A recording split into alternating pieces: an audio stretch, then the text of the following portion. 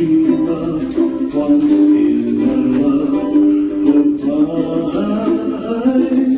I can understand people thinking that education is the equalizing force, but education has failed to be the great equalizer. You can't describe the kinds of things that the black community has experienced, slavery, Jim Crowism, second-class citizenship, and then say, okay now, let's all go to school together and ignore the impact of this history on our overall development. That history has had huge consequences.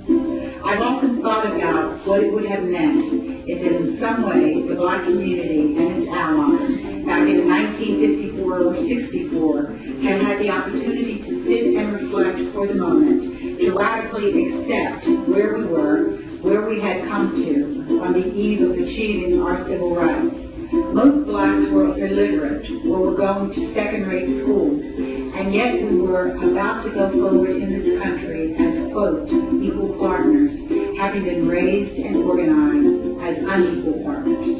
What if we had had town hall meetings 50 years ago where we could have reflected on what it meant to make this step, to ask ourselves, who are we? Where do we go from here? How do we go from here? Begin our conversation today by introducing my three colleagues and saying something about our histories together. Gloria Strickland and I met in 1969 as students at Hofstra University. Gloria is from Long Island. I'm from Chester, Pennsylvania. Both of us grew up poor with all of the issues that accompanied being black and poor in the 1950s and 60s. We were also the first in our families to go to college. Over the years, Gloria and I pursued degrees in psychology and education. Our conversations, which started 40 years ago, were filled with passion and concerns about our nieces and nephews, and I must admit, about men. I like to share with people that Gloria and I, unplanned, literally left our husbands the same day. This is important. I often joke about it, but I actually think that it was an important part of our development. We couldn't grow with them. Gloria and I continued to search for ways to rescue black and Latino kids, discovering that we could not grow the young people unless we simultaneously worked to grow the world. And that meant becoming political women. Gloria is the director of the New Jersey's All Stars Project.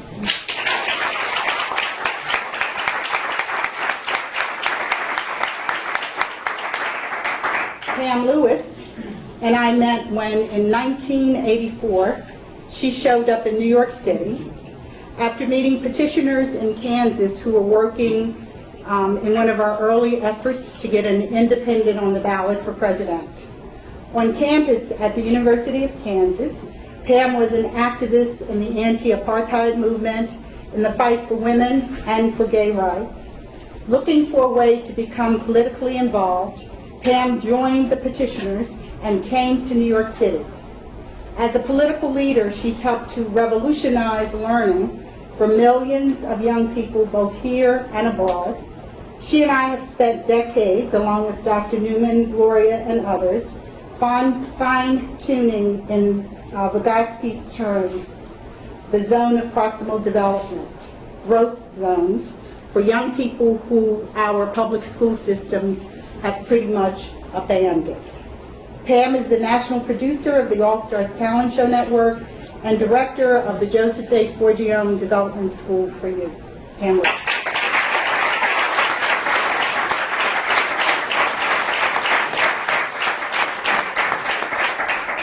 Alveda Frazier saw me on TV in an advertisement for the Harlem Institute for Social Therapy, which was one of the several community-based therapy clinics that we created in New York in the 1980s. She called, we met, and began a dialogue about therapy, emotional pain, rejection, politics, Marxism, and motherhood that obviously continues until this day. Alveda, who's been politically active since she was 19 years old, has helped to politicize me and our development community, often raising very hard issues having to do with race and class conflicts. She is an attorney by training, a poet. She grew up in Savannah, Georgia, and we've marched together in more protest marches than I can ever remember.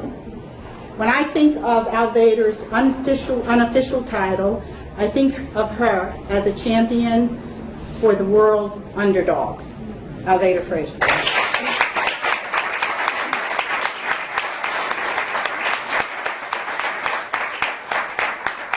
I think it's fair to say that all four of us either went looking during the late 70s and early 80s for politics, or we went looking for solutions to very painful and wrenching problems, both personal and social problems, that required that we become political. There was a saying in the 1960s that the personal is political. What we've learned over the last 30 years by both creating and becoming a part of what we call a developing development community is that concepts and thinking about the personal and political needed to be overhauled to become postmodernized, meaning that they needed to move beyond traditional understandings and practices that, while advancing science and technology during the 19th and 20th centuries, when applied to human beings and the social sciences, served to stunt and distort the collective growth of our species. Hence the tremendous failure of psychology. A key person in this for all of us, relative to our decision and choice to work in the ways that we have over the past 30 years, is Dr. Fred Newman, a philosopher, playwright, psychotherapist, political activist, himself a postmodern Marxist, a Jew from the South Bronx. Fred recognized early on the relationship between developing America and developing Black progressive leadership, and that has been as much a hallmark of the work of the community as has been the discovery of development. I read Lois's introduction to the book, Performing Psychology, and also Fred Newman's chapter, A Therapeutic Deconstruction of the Illusion of Self. That's one of your reading pieces, which we'll talk about in a bit. I just wanted to share a few initial concepts relative to those readings as a way to kick off our discussion. Lois, Fred, and I were in Cuba in 1986 at an international conference on psychology when Fred presented the paper, Patient as Revolutionary. And in this piece, Fred basically took on the concept of consciousness raising as a misguided practice of the left movement in the United States, based on an assumption that one has to know how to do something before you can perform it. And as he points out in the book, never in the history of the world has anyone's consciousness been raised. He says that what it means for social therapists to relate to their patients as revolutionaries is to relate to ordinary human beings as capable of radically reorganizing our social structures and of creating and reorganizing the social environments which creates and develops pathology. So that's obviously not just for patients. Another key point that both Newman and Lois underscored, which I always found very, very helpful, is that human social phenomena, what we do, who we are, what we are capable of becoming as people, cannot be understood in the same way that we understand and study nature. We're not rocks or planets or stars yet. We happen to be people. Finally, after writing about 15 versions of what I was going to say to you all, I touched base with Dr. Newman. And I shared my dilemma about not overwhelming people with a lot of words, because we've become intimate with these concepts not by reading about them, but by virtue of our practice. He, as usual, hit the nail on the head, and he said that I and we should tell people that what we do is help people. and spend time deconstructing what that meant. I'm going to lead off and motivate our conversation today. We're going to be talking about learning and development. So I thought I would start by, I was thinking about my journey as an educator. So I thought I would just share that with you because I realized it's a 40-year journey. Wow. Yeah, go ahead, say it. Wow. So just so you can hear it, because I was trying to listen to it myself, but I did start an education 40 years ago. Actually, almost 41 years ago. But I was an assistant teacher in Head Start when Head Start first opened and only was open in the summertime.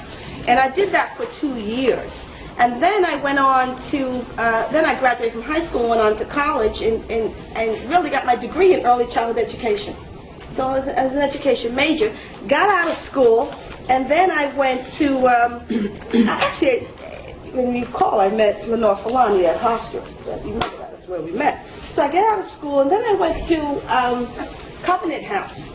And Covenant House, I basically worked with young people and did a lot of referring them and did a lot of work. As a counselor, I did a lot of work with kids placed in group homes, and then I was the liaison to the public school system. So I was kind of the person who was kind of battling for kids to get a fair shake in their public schools. And then I kind of went from there, left there, and went to Northside Child Development Center in Harlem and worked as a psychologist for about a year or so. Left there and went to IS 70 in Harlem and was a teacher, a special education teacher, both in Harlem and in Brooklyn. Did that for a couple of years. Then I came out of there and was co-founder of the Barbara Taylor School, which is the independent school of our community, helped to develop the Barbara Taylor School, taught in the Barbara Taylor School, taught first, second, and third grades, and then left there, was asked to, actually by Dr. Newman, to go out to New Jersey and work at the Somerset Community Action Program that was being under attack in those years. And not long after that, I became the director of Somerset Community Action Program and Somerset County Head Start Program, and therefore involved in the training of teachers of preschool education, and was there for 11 years. And after I left there, that's when I became the director, the founding director of the All Stars Project in Newark, New Jersey. So that, that's a short encapsulation, but that's been 40 years as an educator. And so I think about it, and I'm sitting here with you today and saying, gee, one of the things I've learned, and so have my colleagues discovered along with Dr. Newman, along with Dr. Holtzman and other people, is that how I best can help, because we were talking about how you help people, young people, is as a developmentalist. What I want to do now to continue this motivation, because we're particularly talking about learning development in the Black community, and we've been having fair amount of great success working with poor Black kids. So I thought it'd be good to kind of maybe say more about this difference between learning and development, and to probably say something about what that looks like in the work. And then I have one quote I want to read, and then we'll open up for a discussion, because I think this 2 paragraphs I think will be very helpful for our discussion. So some of the things, and this is not the only way, by the way, to talk about learning or learning and development, but it's some of the things that I thought about that I wanted to share in terms of the differences. Well, when Fred talked about that learning is basically acquiring information, acquiring knowledge, acquiring facts, acquiring skills, so that you can do something with it.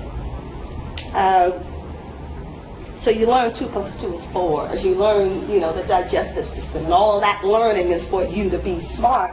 And being smart means you're in a position to go do something with this. Development isn't an acquisition of things. Development is an activity that one participates in that takes you to some other place. some other place. And other place doesn't mean, over there, over here. It's just in some other place. And it gives you and helps you have a capacity to actually to be able to do some things differently. Be some ways that are slightly different. And difference doesn't have to be this could be that, could be 2%. Development also involves you, the person, in being some other ways, performing. Now, teachers are trained to work in a classroom.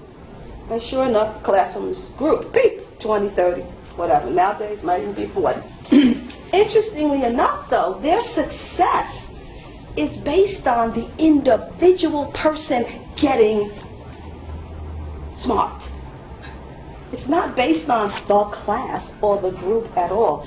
In development, the group is who grows, not the individual. Developmentalists relate to the unit as the group. Development is continuous, continuous, continuous. You can develop for your entire life. 82, 92, 71, 103, you can develop. You can participate in creating development. How about knowing? I mean, it's related to the things I'm saying about smart. I mean, you know, in the classroom, we probably have had this experience. Somebody puts out an algebra, whatever, you study it for a few times, and then you don't want to ask the question. Somebody says, you have a question. Well, one of the reasons kids don't want to ask questions because they don't feel that they know enough to ask the question. Because in a funny way, in order to ask the question, you have to know something. So it's kind of like a catch-22. You have to know before you do, or at least know enough before you do. But knowing is the thing that's there. Development, you don't have to. Knowing has nothing to do with it. Not even that you don't have to know. It has nothing to do with it. So in development, when we're working with our young people, we're saying, hey, you can go out there and you do something well out of ahead of yourself. You don't even have to know how it looks like. Come into the sandbox. Come, let's play. We got a bucket. We got some sand. We got a shovel. And now let's figure out. Don't put any rules on it. Just try some stuff out.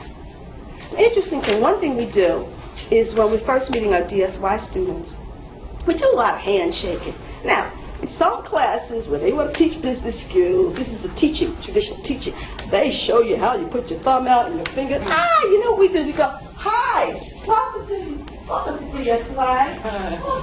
Welcome to DSY. Welcome. Nice to see you. Welcome to DSY. Now, that is not traditional learning. There's no knowing involved in that. Shaking hands. We don't tell them there's a right hand, there's a wrong hand, there's a whatever hand, you can do a right hand. We don't do that. We just shake hands. And this I'm reading it, it's from the article, A Therapeutic Deconstruction of the Illusion of Self. So it's from that one. Don't look it up, it's okay. We can follow it up at home. But anyhow, page 126, 2 paragraphs. It says, Vygotsky introduces this rather extraordinary methodological distinction having to do with tools. One kind of tool is the tool for a result. On my piece of paper, I put TFR. It's the kind of tool that we understand very well. So you have a hammer, you got a nail, clank, clank, clank, you know, there's a result. The nail goes in the board. So, of course I'm not reading every word here. So there are all kinds of instrumental tools like this in psychology and the social sciences and engineering. And I'd say in education, you know, learning for the result, getting smart. Hammer, hammer, hammer. But Vygotsky says there is another kind of tool. Not a tool for a result, but a tool and a result. So that's a T-A-R. So look at me, give us the A. If you want to go there. That is the tool which is sensitive to the fact that you cannot separate the tool itself from the result the tool is going to produce. because they are inextricably bound together. For Vygotsky, the psychological tool is best understood developmentally as a tool and result in which the process of using the tool to understand another person impacts profoundly on the other person, which impacts profoundly on what the tool is. The tool is transformed in a tool and result methodology. So the tool is transformed. The tool is transformed by the process of the resulting phenomenon, which becomes the study itself. Now, why do I think this thing is important about the tool is transformed?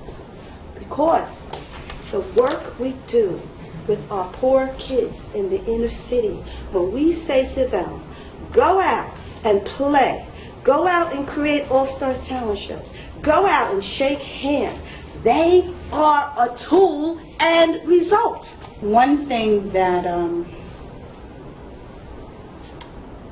I think we help the kids to do is to embrace their underdevelopment. And I don't think you could give, there's not a bigger gift.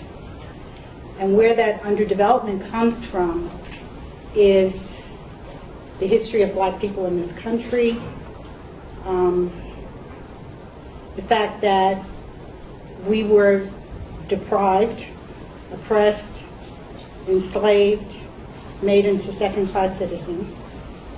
And then one day, through a lot of hard work by a lot of hard people, we were freed legally to participate in education with white people. And one of the very important steps that was missed in that was, how do you deal with the fact that for years we have been denied access to mainstream America? Through the civil rights movement, some of us were able to become part of the black middle class, black professionals, black political people, but a great deal of people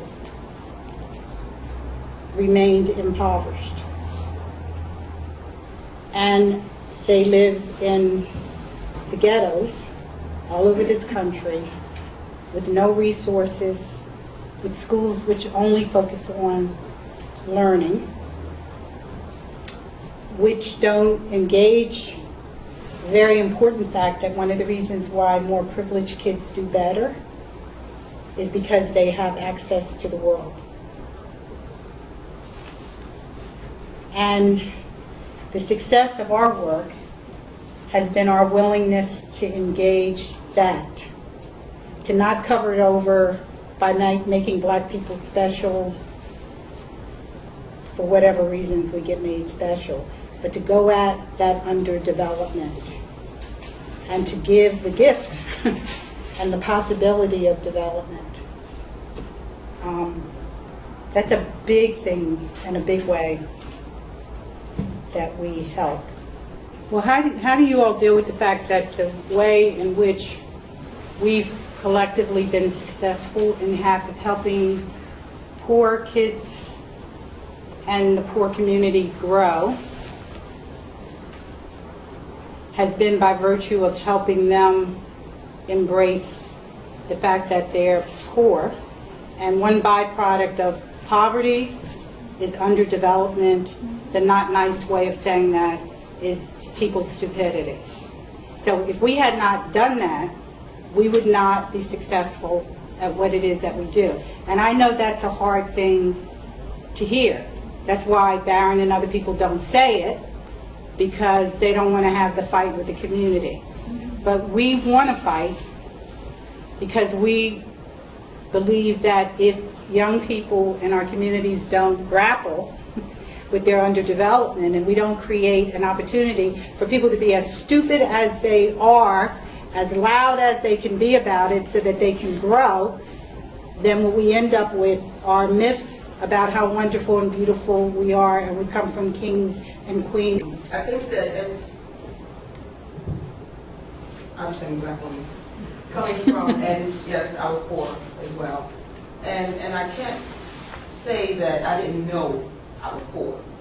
I think that a lot of times young black people from this neighborhood, same neighborhood, you may not know you're poor because everybody's the same. So you may not know it, but there are a select few people that do know it and want to be further. So I do know that, unfortunately, the black people are underdeveloped, and the development is it's crucial. It's crucial in our neighborhoods. I wanted to say something about if you don't, most kids don't know that things are out there. You just don't know. It's not a matter of being stupid, or really even, you just don't know. And a lot of kids in the black community just don't know things, unfortunately. If they were exposed to it through arts and culture, like the All-Star Project introduces those things to people, that will definitely help in development of anybody, black, white. You don't like the term stupid? Excuse me? You don't like the term stupid? Do I like it? Do you dislike it? Well, I'm not sure about whether I like it or not. I was just responding to your saying they may not know things, but it's not the same as they're being stupid. Oh, right. I don't feel that they're stupid because they don't know things. No. Yeah, I don't think they're stupid because they don't know things. I think that they're stupid because they've been made stupid by a society that doesn't include them in things. So it's not often that you get to participate in the lives of people who create things.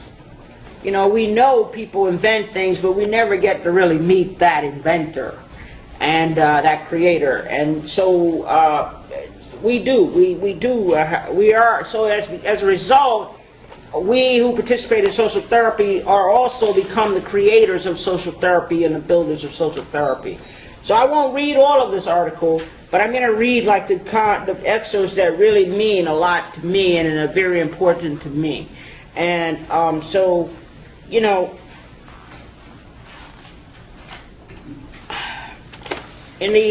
this presentation, the opening session of the 1998 Spring Training Institute of the Eastside Institute for Short-Term Social Therapy, Psychotherapy, Newman gives a personal account of his 30-year search for method.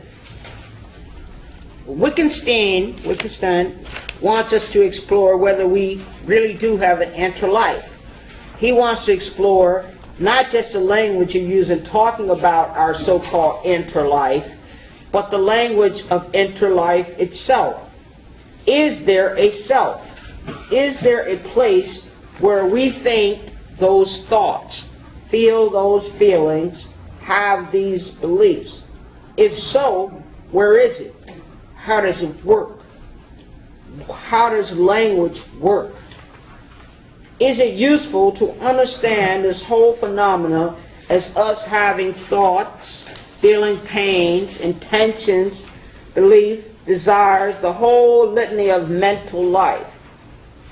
Is it best to understand us as having somewhere inside of us, and then in the process of communicating, giving expression to them? Looking at, the notion of,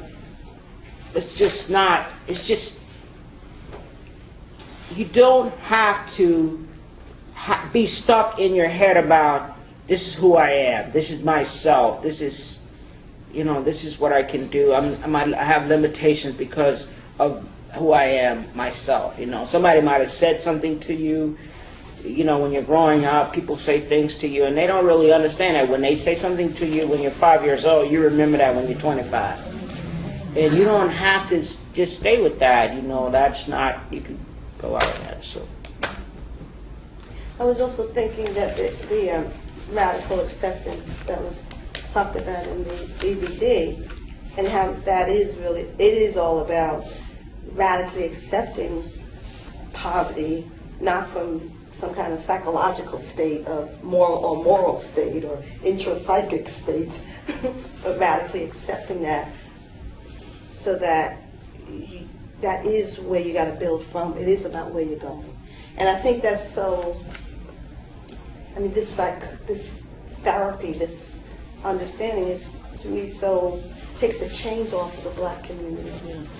You know, it takes chains off. I mean, it's very freeing. Because it isn't, I mean, a lot of, a lot of things we've been through the 60s and a lot of the radical 60s, and a lot of it was about identity, like, who are you? Be proud of who you are. But all of that was based on here. It really wasn't based on where you could grow to. So, okay, now you had Fran Fanon, which is also in the readings, that talks about he talks about oppressed people, not particularly just black people, but the psychology of black people, of oppressed people, the oppressed people taking on the mores of taking on the attributes and the mannerism and the customs and everything of their oppressors. And then you also have in this collection of papers, I think it's Appiah, who's talking about Dr. Du Bois. And when Dr. Bois is talking about the color line being the discussion for the 20th century, the soundtrack for the 20th century. And so I know that I said a lot of things, but my question is, and I'm still really struggling with that, is, is there, with Dr. Hostman could speak on this too, but is there such a thing as the black psychology, or is there a human psychology, or is there no psychology? Answer your question by saying, first of all, there is no such thing as black psychology, and I know because I spent probably maybe 5, 6, 7 years trying to develop it, to invent it. And other people think they have, but there is no such thing. When I met actually Lois at Rockefeller University many years ago, I was looking to help create a black psychology because I wanted black people to get better. And at some point I met Fred and other people, and Fred and I had these very intense conversations about racism and classism and various other isms and homophobia and so on and so forth. And I thought that I was looking for people who could deal with the racism of psychology. That was my focus. And I found a lot of people who were focusing on that, but it didn't have a change element in it. It was very descriptive about how psychology was racist. And the response to it was that we needed to make it blacker. And the way that we made it blacker was to put black people in psychology books and other kinds of books, to put black psychiatrists and psychologists in the therapeutic rooms. And to basically bring in a perspective that was sort of African American and tinged by whatever people thought was African at the moment. And I watched, while I was growing as a psychologist, people color psychology in this way, and I realized that black people weren't getting better. Some black psychologists got some great jobs. But we weren't getting better. The community wasn't growing. The level of emotional disorder and upsetness was there. And when I met Fred, one of the things I realized is that what was wrong with psychology wasn't that it wasn't black enough, but some of the things that we talked about in one of the earlier classes was that it had little to do with human beings, whether or not you were black or white. The ways in which it had been produced and the ways in which it functioned distorted who we were as people. And that what was missing with something much more profound and deep, which I think is what he's raising and struggling with and showing us in the therapeutic article, the one that you referenced. And it had to do with challenging things like identity and self. And if we walk around with all of these notions, if what we're doing in language, as Alveda referenced, is speaking about our inner selves, if there's any such thing as a self, and expressing that, or if there was another way to think about language and what we were doing together as human beings. What Fred helped to introduce through social therapy was the creative aspects and possibilities of who human beings are, that we can create things together. And that we don't, and that's black, white, across Latino, Asian, Jewish, etc. And some of the stuff is very challenging and difficult, but I think what's important about it is that much of what we've learned about who we are and how we hurt and how we get cured is problematic, because it's not the process through which we get better, and it's not the process through which we grow. So not only did I learn that black psychology didn't exist, even though there are people who sell it and black psychologists who speak to it, it doesn't exist. There is no such thing as black psychology. It's also the case that psychology, in terms of what it's supposed to be, also does not exist.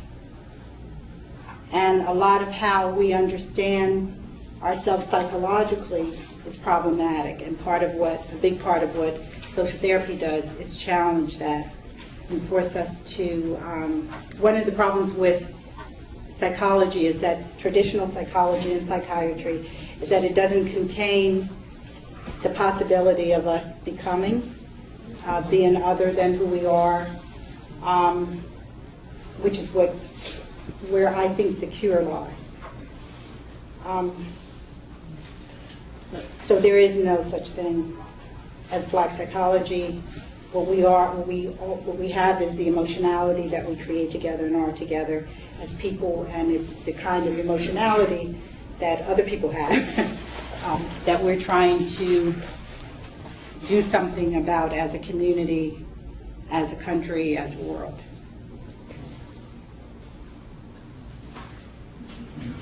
So what do you think about all this? Get it. Heather?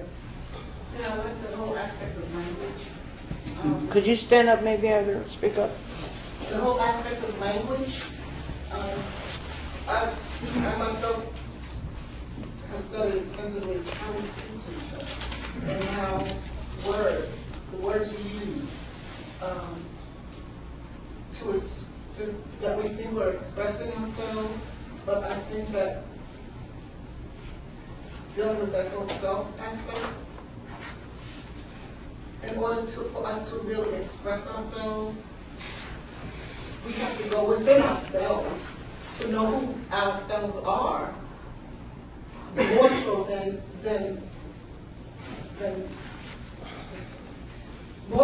pretty much what you're saying as far as who we are, more so than who we are to our families or to the world at large, which is a lot of the times dictated by our environment or what we've been taught who we are or are not. I think it's really important for us to start sometimes with being very careful of the words we speak to one another, and how we relate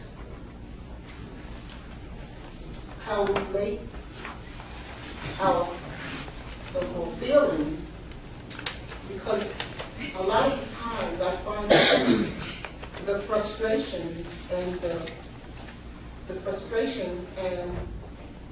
and the lack of a lot of things is stereotyping that a lot of us are in a state of. that cause us to speak certain ways to one another, that we can say we don't really mean that, but the effect of the words that are being spoken is astronomical. What you were saying about when you're 5 years old, somebody says something, they don't realize how at 25 it's affecting you. I think we're all, as far as poor and black, we all live and keep living what was spoken to us, or what was inferred when we're even 5. And we don't get out of that, so we think we are who we are, or how we live in a certain way because of what we've received at such a young age, that we don't even know what we've received until we find ourselves speaking in a certain way that we don't really mean to, or being in a certain way that we don't really mean to, but not locked into it and not knowing how to get out of it. One thing I just want to put on the table is we don't believe in self and selves. So we don't believe that we have these things inside us that are ourselves. I want us to keep that in mind, and for people to also, I don't know what that raises for people, or if they hear that, or what they think about it, or if they think that's just crazy. But I just want to say that, because that's part of what we're challenging as postmodernists, which is this notion that we are expressing something called ourselves.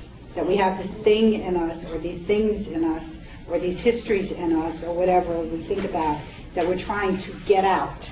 Because I think that's one of the things that makes language problematic in the way that you're speaking of it. That if something happens to you at 5, you're forever overdetermined by it. I often think about that also as the politic of psychology.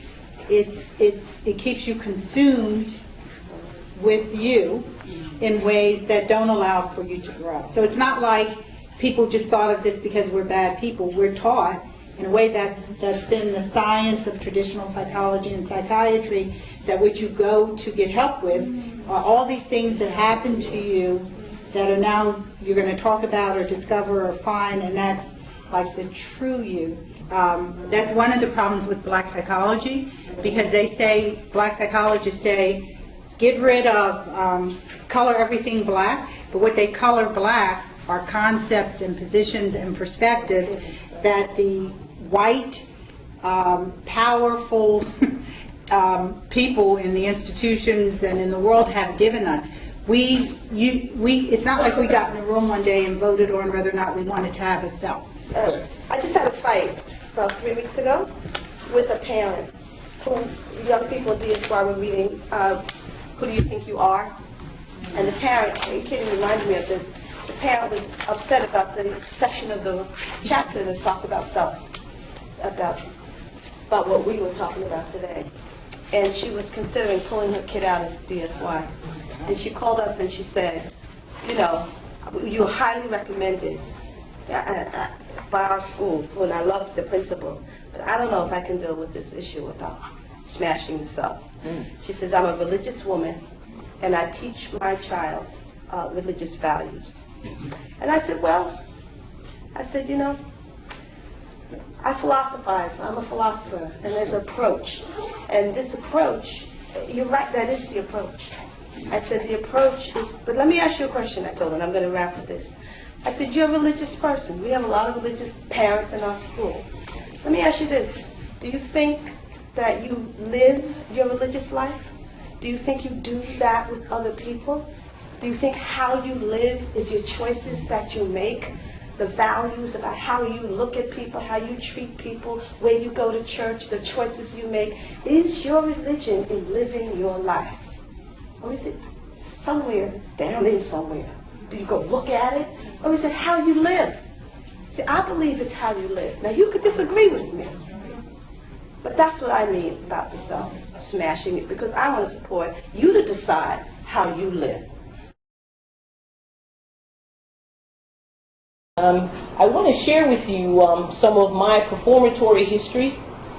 It's the story of millions of kids, and perhaps some of you in this room, what I'm saying will ring true for some of you. As a kid, I loved to perform. I'd stand in front of the mirror with the brush as my microphone and sing my heart out. It was my own personal kid therapy. I see people nodding. When I felt bad, I'd go into my sister's bedroom and put on a record. The Delphonics, Marvin Gaye, Tammy Terrell, and whoever sang that song, Patches. And I would sing. My family never told me I was making too much noise, or questioned me, or said, "What the hell are you doing?" So I taught myself how to sing. It turned out to be a godsend, because when my parents moved my black family to White Kansas, singing was ultimately my connection to the students there. Before we discovered that performatory connection, all we did was fight. When I think about it, I never had a conversation with any of my white peers about what it was like growing up black in St. Louis, or what is it like to be white in Kansas. I'm convinced that people don't transform who they are or their relationships by simply being asked to consider cognitively alternative sets of ideas. My relationship with my white peers at Trowbridge Junior High School in Shawnee, Kansas, transformed because we found a way to create something together, a performance of a song, a play. I was in love with the theater by the time I got to high school. I was president of my drama club my junior and senior year. I loved everything about the theater, the smell of it, the dirt of it. I loved building sets and performing. By the time I got to college, I attended the University of Kansas. I majored in theater. Those were the only classes I really took seriously. The theater was my cathedral. Sometimes I would just go in the theater and sit and look at the stage and imagine all the possibilities. Fast forward a few years. After I barely graduated from college, I decided to become a political organizer. I came to New York to work for and learn more about the independent political movement, and hopefully to get involved in the newly formed Political Castile Theater. Funny thing happened on my way to becoming a political organizer.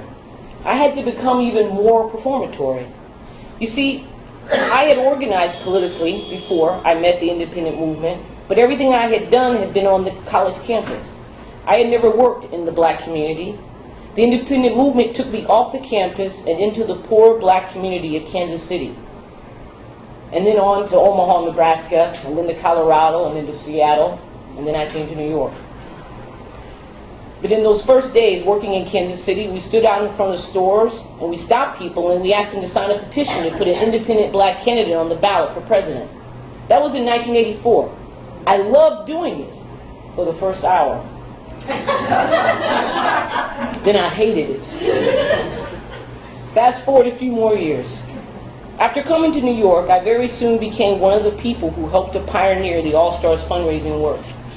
We knocked on 100 doors a night. 10 people might open their door, and maybe 5 would give money. The only way to do this work day in and day out, and then to also go out on the streets often and stop people and ask for their support, we had to perform. Organizing political campaigns, producing an all-stars talent show, organizing a meeting, doing a speaking engagement at a public school to an auditorium full of students is all about people creating things through conversation, performing. You can't be focused on having the correct position or the right position or even how you feel. You have to be focused on what you are building with the other. When I was younger, I was much more focused on being right and how I felt. In 1989, Fred Newman wrote in Stono, a cultural journal, that in a world so totally alienated as ours, doing anything even approaching living requires that we perform. To be natural in bourgeois society is to be dead in life. Unnaturalness is required if we are to live at all. This was one of the first articulations in print of the performatory approach that had been evolving throughout the 80s within our unorthodox Marxist movement that Fred Newman was and still is leading. Performance is usually associated with theater and film and television. It's only on stage and screen where we are allowed to be other than ourselves.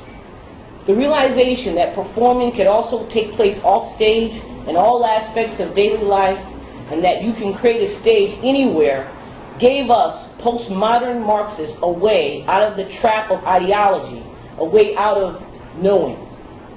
Performance is the human capacity to simultaneously be who we are and who we are not, who we are becoming. Performance allows us to go beyond what we already know and create new things together. Babies and little children learn language and other skills through performing. When you think about it, it's much harder for people to learn when we get older. What I think young people really love about the All-Stars is that it's not like school. For the most part, at school, young people are mostly with kids who are the same age and from the same community, and they stay in the same place all day. At the All-Stars, we have created a place where young people can grow and develop, where they can learn about the world and meet people who are different from them, where they can experience new things. That's what we do at the All-Stars. We teach young people the tools of performance, which helps them to grow and develop. And if you aren't developing and growing, you can't learn.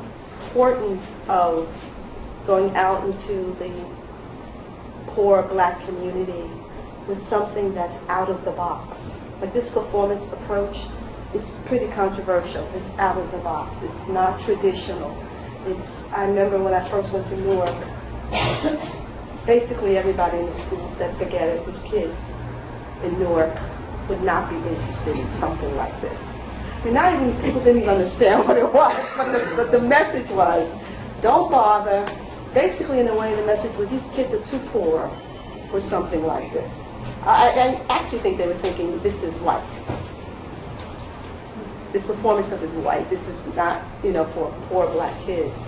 And just over the last 10 years, to see how these young people and families have embraced, and yes, they don't do it like, yeah, this is wonderful.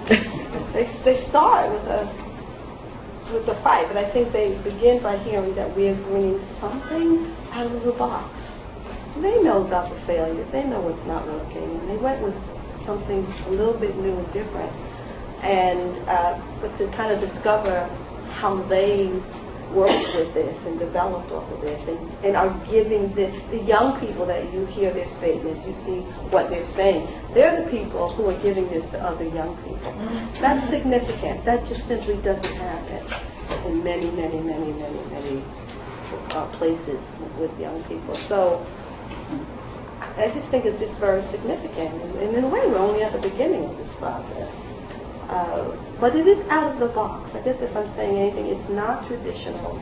It's not something that fits easily into kids' lives. You're not supposed to be awkward. Performing is awkward. It's uncomfortable. It's not a natural thing. People think, oh, you can. It's not the performing we're talking about. Performing is serious business, and it's weird. And the black community is conservative as a whole. I'm not trying to say each individual, but we're talking about coming up against some very conservative folks who kind of just don't go for their kids being weird. So, anyhow, that was one of the things I thought about. And when you said that the kids just don't say yeah, because it's awkward. It's odd what we're asking them to do. It's just not cool at all. It's funny because at the same time, they're doing it all the time. Yes. That's what's so funny about it. Well, Because we're always performing at the same time, and then you engage them in that. Like, I think the issue then, I think people, because we do see human behavior as human performances, I think what I think is challenging is one, young people are not asked to be self-conscious and participate actively in creating the performances. They're not asked to do that. Right. Like young people are barely asked to actively participate in creating their environments and their peers. One. Second thing is, we're asking them to perform in some new ways. Some ways that they haven't been supported to perform in before. Some ways that they don't even know that one can even perform as. And these are human ways. So I think though people do perform, unless you have a stage and support to go perform in some of these new and different ways, you're not going to go and say, well, let me try this performance out. You don't even know it exists.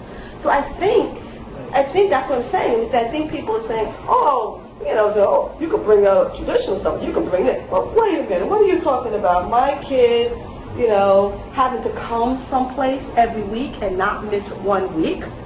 Wait a minute, don't you know we live in a poor community? What kind of performance is that? Oh, you can't ask poor kids to do that. Not that performance. So one thing that that performance engages is the whole issue of identity. Because basically what the kids are resisting is stepping outside of who they are and being other than they are. And identity is like self. It's this thing that we believe in that doesn't exist, that we hold on to very passionately, including and especially adolescents. They're very much into identity. So identity keeps you trapped. It's not particularly creative, and it basically has you in a box, and it says, this is what you can do in that box. And young people experience that, all kinds of people, not just people of color, poor people, gay people, women, men, the world. So part of what we're engaging through performance is identity. So, Alvader, I think there is, I think when your friends said to you, well, two things. One is, I think people are victimized in our society, and that's different from people relating to themselves.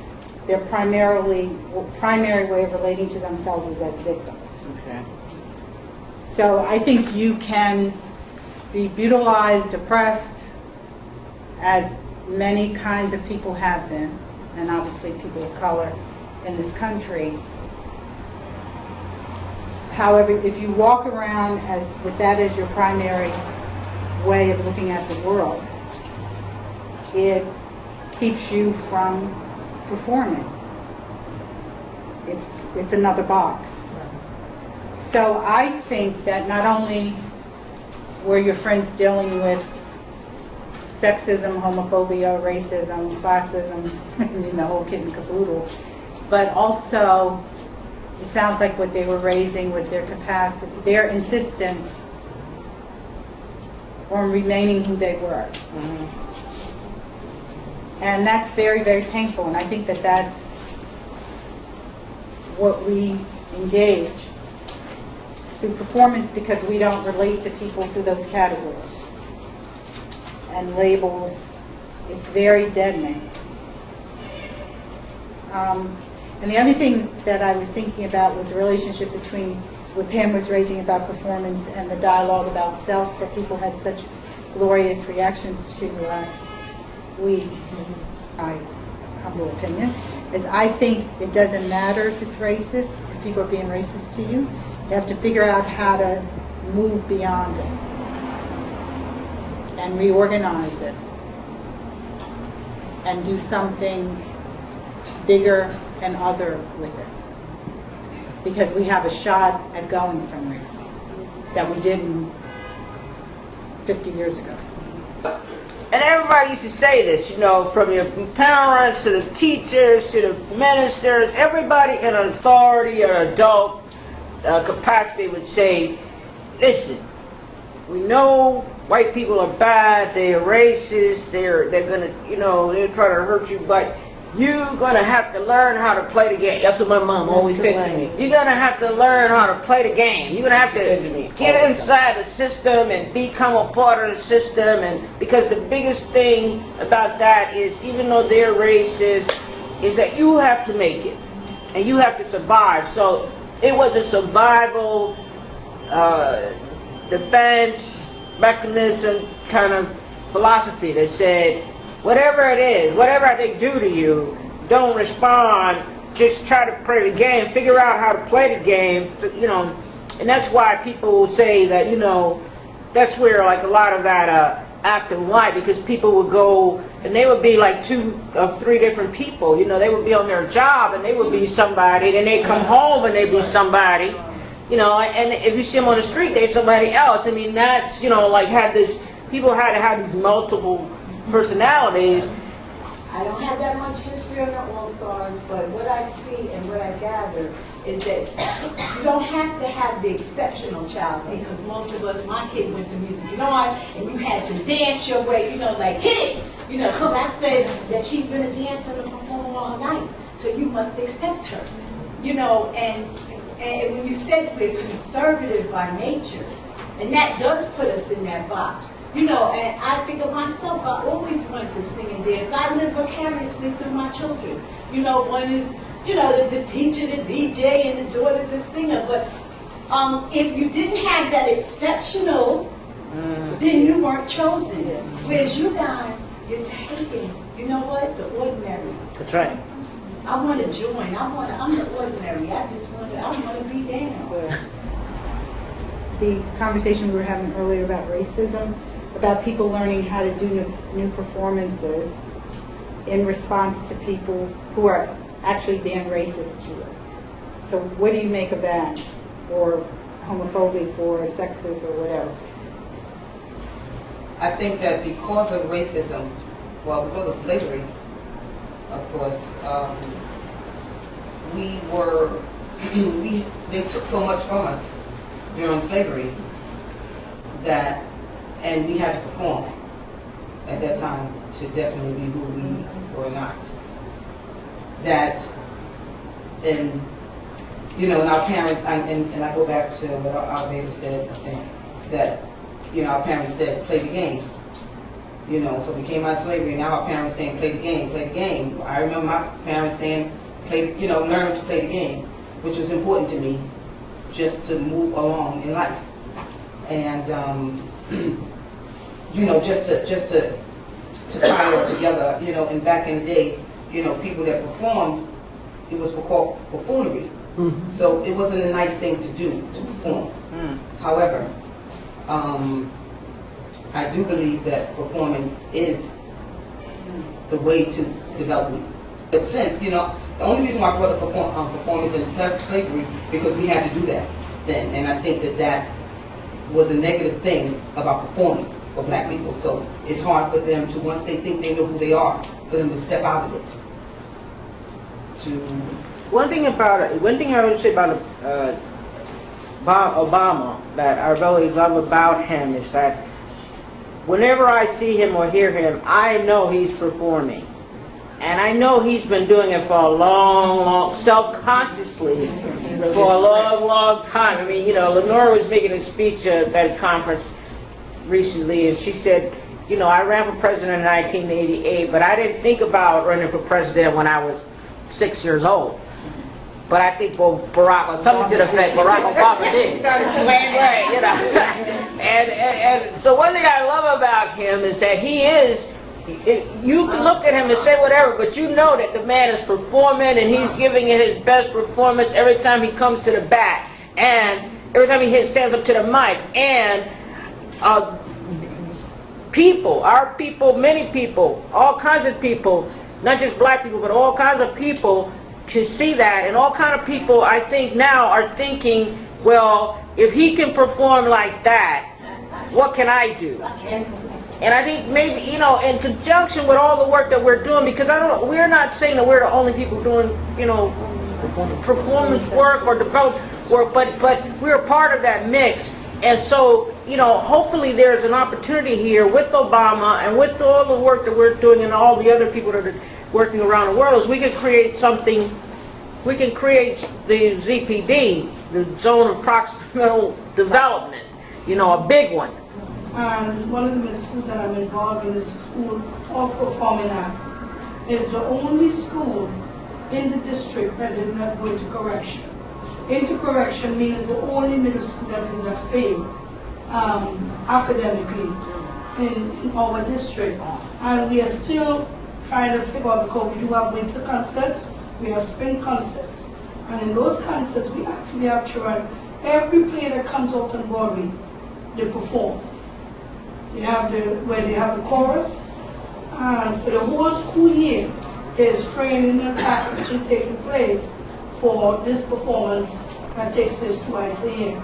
So we are still trying to connect that maybe since that particular art, the arts is in that building, is the only middle school that never into correction. Specifically around Barack Obama's win. You know, there's been a lot of interesting conversations going on the floors. And, you know, I'm there, you know, listening to these conversations, and a lot of times people are trying to lure me into these conversations too. You know, they say very provocative things, and, you know, they kind of wonder where I stand on these things. You know, they'll send me emails, you know, that economists are saying this and people are saying that, and, you know, and I find it really hard, you know, in those environments. Like, you know, how do you respond? You know, how do you not necessarily get lured in, but feeling sometimes that you want to get lured in because, you know, you feel like you know, you want to have something to say and you don't necessarily know how far to go or not to go. And, So is your assumption that they're anti-Obama and is that why you're using the word war? well, they are definitely coming from that vantage point. It's pretty clear. We should thank them, because one of the best things about Obama's election is that white Americans voted for him. Like, you didn't, it's not like black people just did this, or you would not have won. Right. So you should, I don't know, take them some champagne, and regardless of what their performance is, that's a big to-do. And, you know, and cookies. And say, this is my response. This is, to me, I mean, what's so moving about that is that white people in this country, a lot of them were independents, led it at the forefront, went to polls, and voted for the first black president. So in some ways, your response is old, because you're acting like a victim. And you don't have to do that. You can make another kind of statement because it has already been made for you in a way. And you can be giving. Just because people act like jerks, whether they're white or black, and this is a hard thing to learn, you don't have to, you can choose how you respond to that.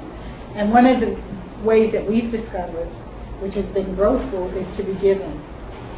There's one thing that makes me feel good about the All-Stars and about social therapy is that I don't have to be right all the time. I don't have to have this rightness. I don't have to be perfect. Yeah.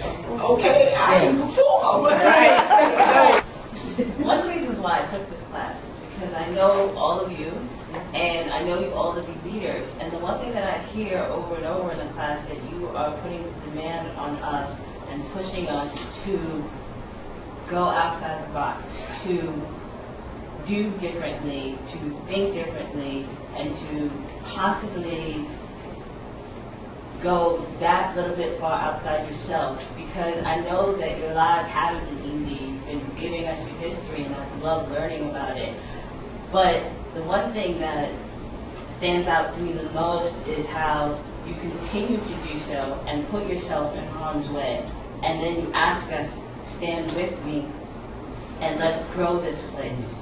And will we take that step to, even with the fear, to build our communities and to be there and to keep giving us, creating this space, this ZPD, so that our children have that. And I just want to say thank you, and I want to challenge us to say, can we step up to the plate with them, even though we don't know what the hell we're doing.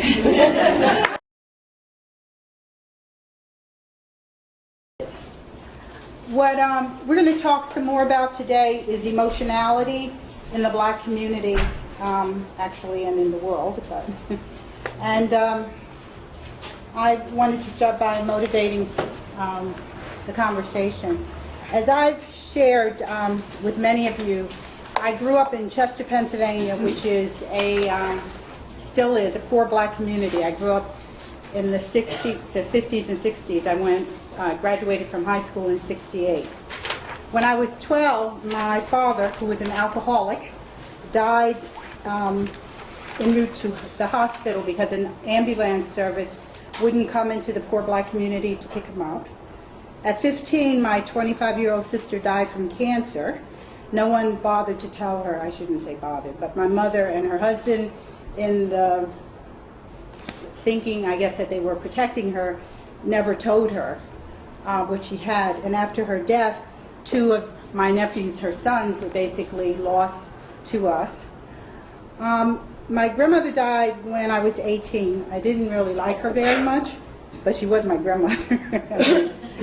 Basically, I didn't trust her. But her death basically uncorked a level of instability in our family, as deaths sometimes do of people who play like a central role.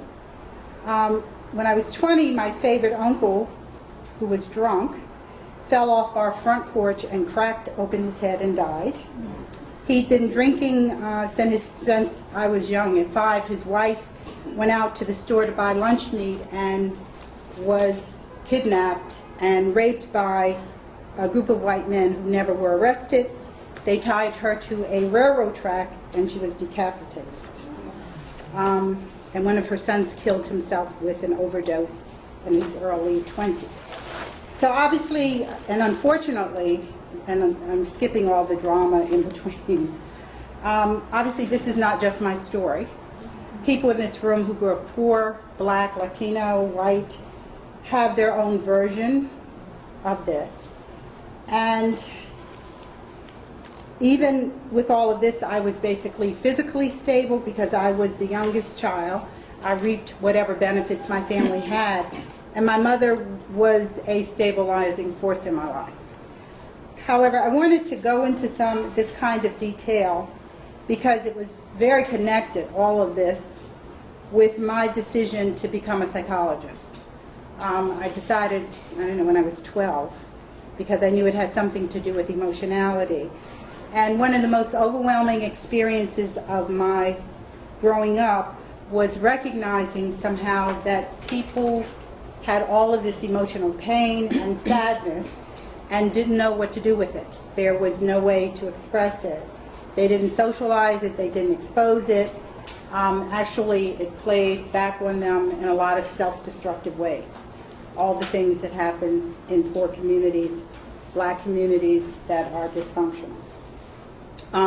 Obviously, people were able to go to church, and to some degree, church allows you to express some of this, but it's not about cure, and people have no sense from that experience and others in their lives that not only can you do something about pain, but you can grow from it. So my passion was to learn how to do something about this, to help people deal with it. I don't even know what the language was that I thought, but I was on a mission. So I went to undergraduate school at Hofstra, and I took education courses and psychology courses. And after about the first semester, I hated them. I didn't like Freud. I didn't think that there was any such thing as the id and ego and superego. But more importantly, or as importantly, I didn't like the way in which poor people, black people, Latino people were depicted and talked about and studied. So I rebelled. I decided that I was going to not participate in this kind of psychology and education. Again, I didn't have a thought about what kind I was going to participate in, but I discovered black literature and black writers, and so I wrote all my papers, even if it was about math on black people, which was a certain kind of insanity. And in the mix of this, I discovered Frantz Fanon, He was a psychiatrist who had been born in Martinique. He became a revolutionary, a Marxist, and was part of the Algerian struggle for independence from France. He's written a number of books, Black Skin, White Mask, which talks about the psychology of the oppressed, Wretched of the Earth, which talks about the Algerian Revolution. And I loved meeting this man through his writings because he raised for me and he gave credibility to the notion that there was a relationship between people's craziness and their emotionality and their oppression. It was a statement about the, in some ways, the personal and political, the impact of what's going on in the world on who you are. And he talked a lot about the impact of racism and colonization on oppressed people. I also read at that time Jean-Paul Sartre's Anti-Semite and the Jew, and he talked also in this vein about Jewish oppression, and also he and Fanon had a very close relationship, and he wrote the foreword to one of his books. One of the issues, however, with Fanon's practice, basically what I tried to do was to figure out how to use Fanon's work as a basis for black psychology. And I didn't really, obviously, I didn't know, I mean, I had never obviously invented psychology, so I didn't know what that meant, but I knew that I thought it needed to be something that was more relevant to black people. However, Fanon, even though he had presented a critique of traditional psychology and psychiatry, he was unable to introduce a new practice or a new way of doing psychology. He was a very traditional psychiatrist in his actual practice. He did what he had been trained to do in France. So he didn't have a statement and never created something that allowed for people to go beyond what it was that he was critiquing, and in some ways he was rebelling against. I think something similar can be said about the black psychologists and the Latino psychologists and the gay psychologists and the feminist psychologists and social workers in this country who try to create psychological approaches based on the identities of the people and oppressed groupings that they relate to. Black psychologists basically use the same method of traditional psychologists, and for the most part, they color traditional psychology black through being the people who write about black people or insisting that there be more black psychologists and psychiatrists who practice, never recognizing that these people have the same constraints as white psychologists, and they've gone through the same training, and they're operating in the same kinds of institutes. And they haven't figured out that the problem isn't with white or European psychology, it's with psychology itself. There's a beautiful quote from Karl Marx, who said that philosophers only interpret the world. I think so do psychologists. But the point is to change it. And in some ways, I think that captures our sense change rather than adaptation of what a therapeutic approach that allows people to be related to as people and to grow as people is about. Many people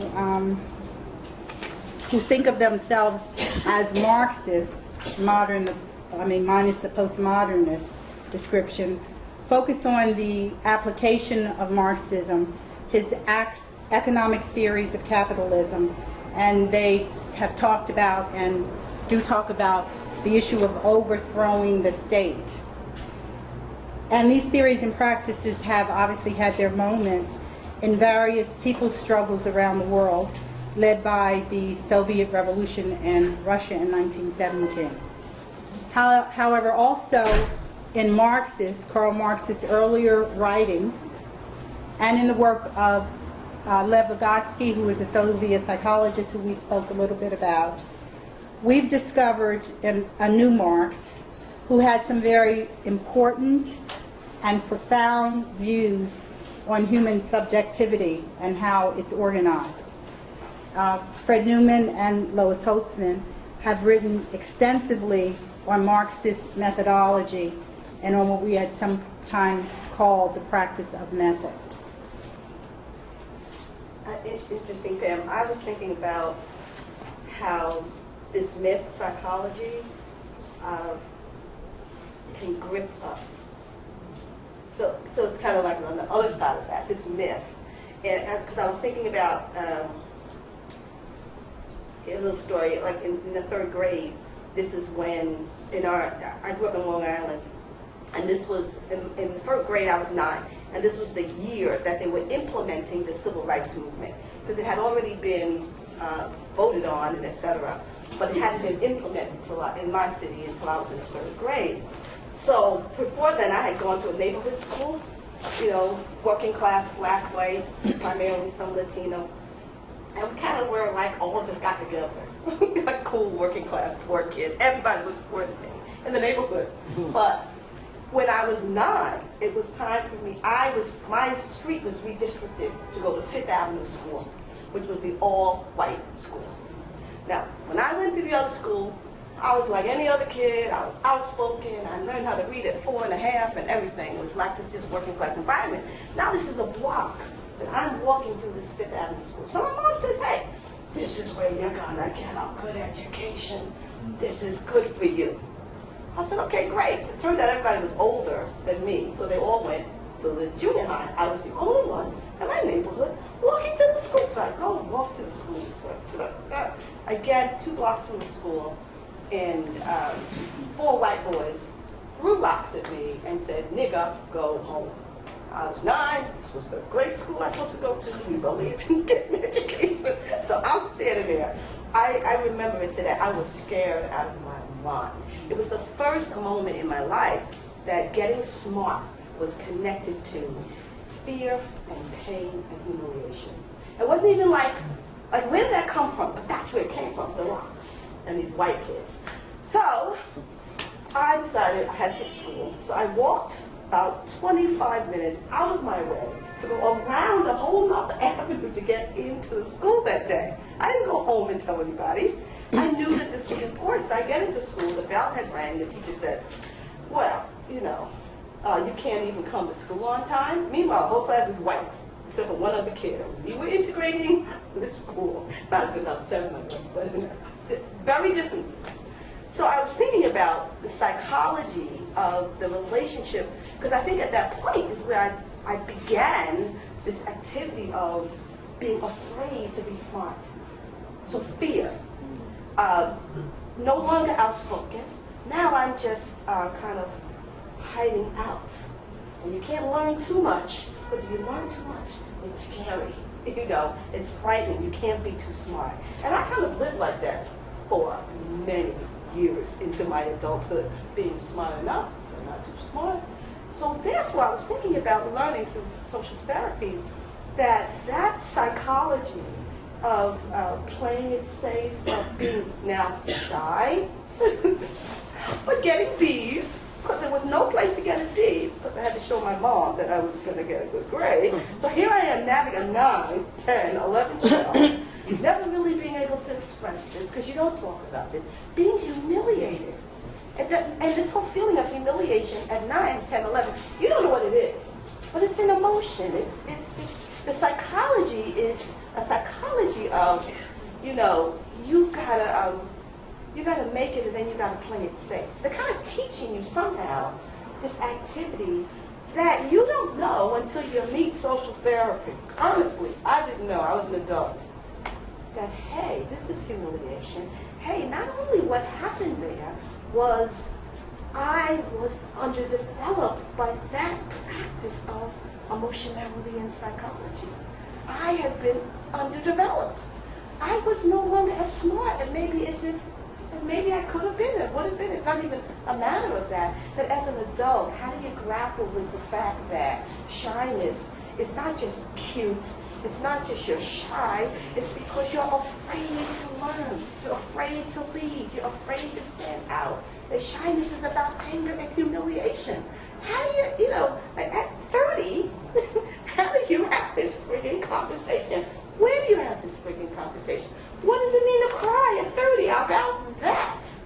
What do you do about that? So in a sense, I think, I'm not speaking for myself, I'm speaking for groups and groups of people who, because I was thinking about Fanon and internalizing racism, classism, sexism, and surviving, because you had to survive, and then reading social therapy and friend and group, and then having to grapple with, because by that time, I got my BA, so I was kind of smart to a degree, but never knowing that I wasn't brilliant, never knowing that I didn't know how to do many things, or how to talk, or how to, I'd been underdeveloped. And having to come to terms with that as an adult. But the only reason to come to terms with it, as I discovered in social therapy, is because we had some place to go with all that. It wasn't consciousness raising. So I think about community, as Fred talked about it, and that we have created a community where the practice of emotionality, the practice of growth, if you will, like my being smart or brilliant, it's not, in a sense, about me being smart and brilliant. The degree to which I can be that has to do with what I'm doing with other people. And I'll tell you, when I'm doing that with other people, I am not afraid. You made a comment about not focus on attacking the sources that stump creativity. I guess I was just thinking about, I was trying to think in my brain what that means to, other than being involved in the All-Stars and being here, what things we do to combat that and change what happens in schools, what happens politically, just the things that stifle people's creativity, how to do that, what's the kind of steps. And I know we have programs to do that, just kind of expanding that, I guess. But you guys, what do you think about that? Let's say the group walks into therapy, but a lot of times when people come into therapy, we have a kind of a set way that we know how to talk.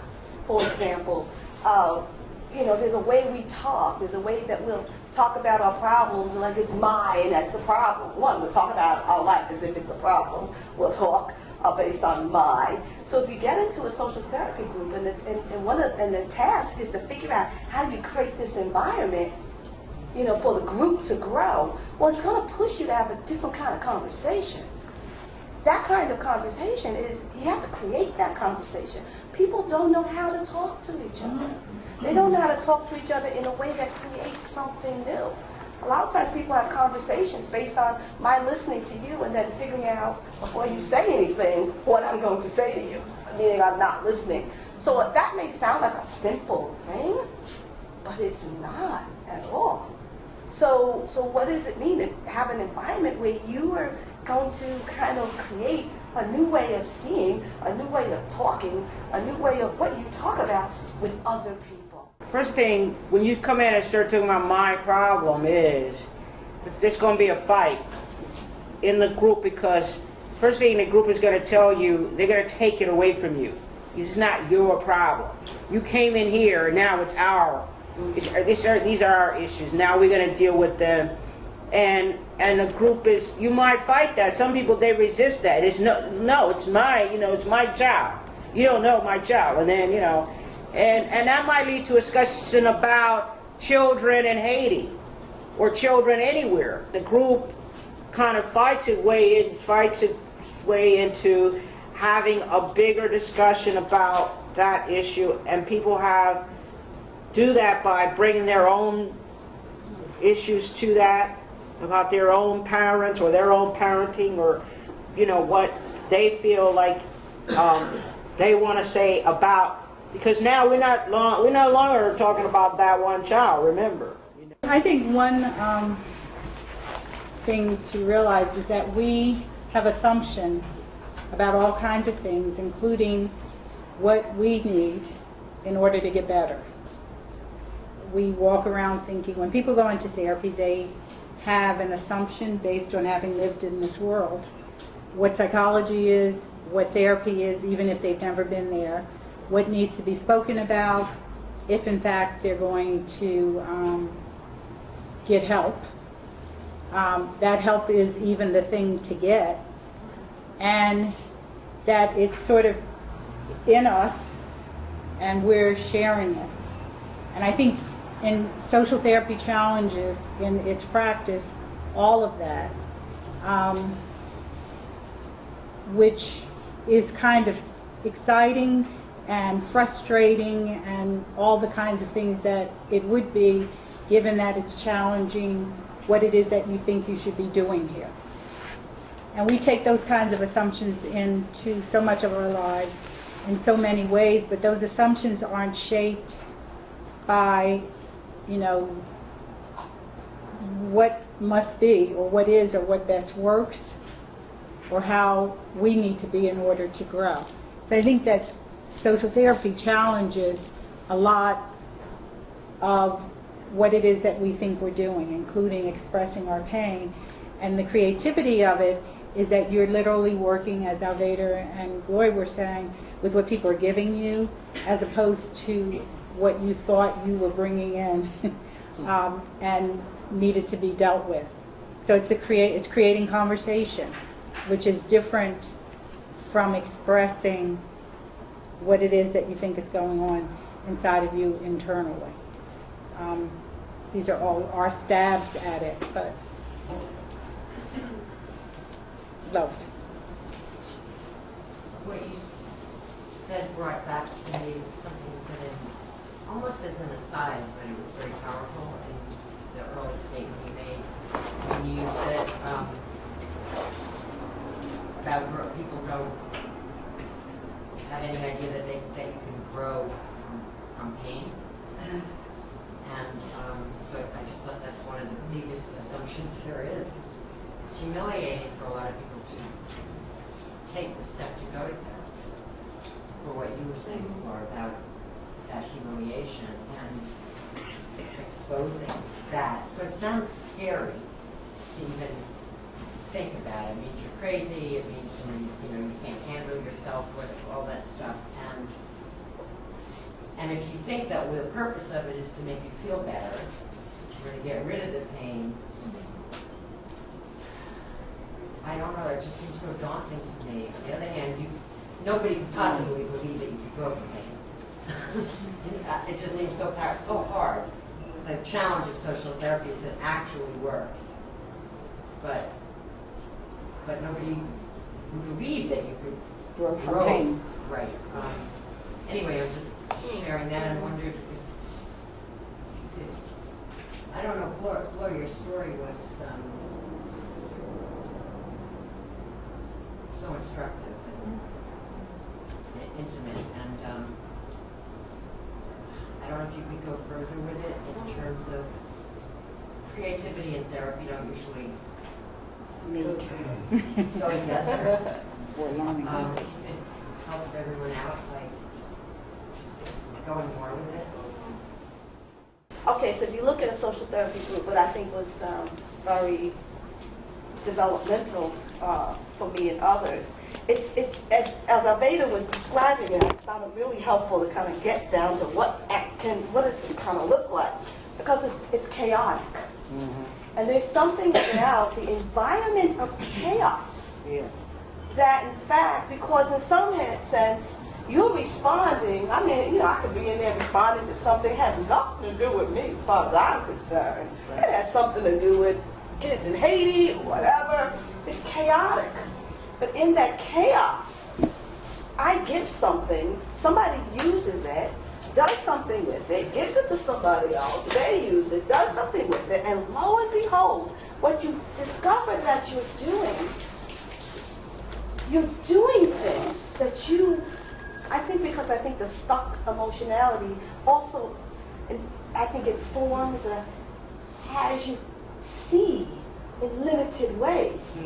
And the activity, I think, of traditional kind of psychology is, well, I can do as much as I can see I can do, because I can see over there, and then I can know I can go there. So therefore, that's how you're organized. You're going to go here because you can see that. Not that I can't see the future, right? But it looks like this. But now in a chaotic environment. You ain't got no time to see. You know, things are moving around. Somebody's saying this, it ain't got nothing to do with you. You're reacting, blah, blah, blah. And therefore, you're doing these things, you're not so conscious in that way. You're performing, you're doing, and then somebody says to you, oh, blah, blah, blah, blah, blah, that's what you're doing. You look around on the floor, you say, no, not me. I can't I'm do that. stuck emotional. I can't do that. Nah, not me. And then you realize you're out there. And then you go, oh my goodness. How in the hell did I get here? That's not me. But when you can give and build and create with the crap of your life and the pain of your life and the humiliation and the failure, and that's very, very powerful. And we don't know that. People don't know that. People think that you have to cover it over, Right. and keep it off the table. And I feel like, I mean, sometimes when I'm walking in the poor black community and you just see pain, and you sort of want to stop, which I don't do because I realize that people think I was crazy. But you just want to say to people, you do not have to be in this kind of pain in this way. It's a way that I think our humanity has been denied, and I think that's what traditional psychology and psychiatry in many ways do, even though there are some forms where you can get some help, but I think that's so big. Can I just add that the giving, there's giving and then there's getting. And one of the things about getting help, which is, this is going to sound conflictual, but one of the things that we learn is to give without getting, and to give to each other without the expectation of getting. And giving to get. And that's a big issue for a lot of people, because this society teaches you that you have to get something. And a lot of people who have been organized into our development community, they have left just on that principle, that they want to get, and they do not want to give without getting. You know, I think I have a lot. I have a lot to offer. You know, I'm not a. I don't look for what I can get back. I'm a giver. I too see my community, and it hurts me. I just need to do something. But my point was that the Creator, the word Creator, created us, and very creatively. And I think that, you know, with a lot of things in life, when we go back to some things and we go back to the Creator creating us creatively, that we'll remember that we are creative people, and that we have to continuously create life. And you know, in the front of social therapy, you know, growing up, I've always had a lot of things going on in my life and so on. So people say, you need to take therapy. But in the black community, you didn't take therapy because I had to be a strong one to take care of everybody in my family, take care of everything, go to school, you know, have babies young, everything. So I couldn't go to therapy because no. That means I couldn't get that job, unfortunately, a white company at top level, because if I'm in therapy, that would mean it would be negative. However, by participating in this workshop, at my age right now, in my 40s, I realized that it's not about therapy. I think if we take the cycle out of therapy, that a lot of people... Yeah, that's what we did. We made it social therapy. Right. We did take the cycle out. Make it more social. Yeah, we did. If I would have known before, I would have been in social therapy and been much further in my life. I know that. Because of the cycle thing. And in our community, we don't know about social therapy. So, you know, yes, I will be in social therapy. However, I think that, you know, I know you want to work on the educational community, but I think that we need to work on the people's mind in our communities about taking the cycle out of therapy and put social in there, and then we can build the people. Yeah, thank you. Good.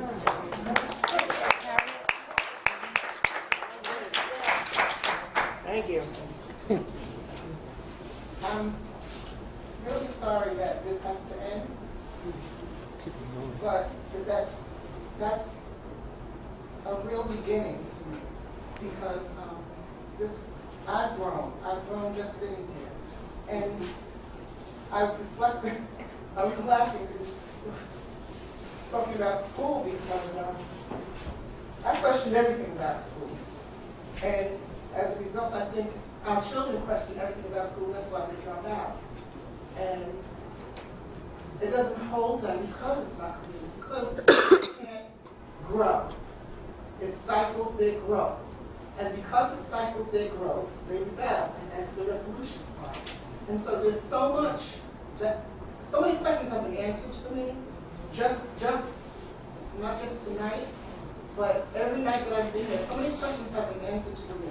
And I think I talked about the money that I was looking for a specific piece of a puzzle that I was dealing with as I deal with my community for the last 30 years. And the piece of the puzzle that was missing is the development. Is the development. We go through the emotional thing, and we vent, but we don't develop. We don't grow, and we don't develop. We don't know what to do after we've vented. After we've gone past, okay, now we've gone past the pain, now what do we do? And it's the development, and I'm just so grateful that I got that. The young people's rebelling and dropping out of school is not revolutionary. Good. I understand. It's Reactive. reactive. It doesn't transform anything, which is what ended up saying. But I'm saying this because I think that invitation for us to figure out how to take this out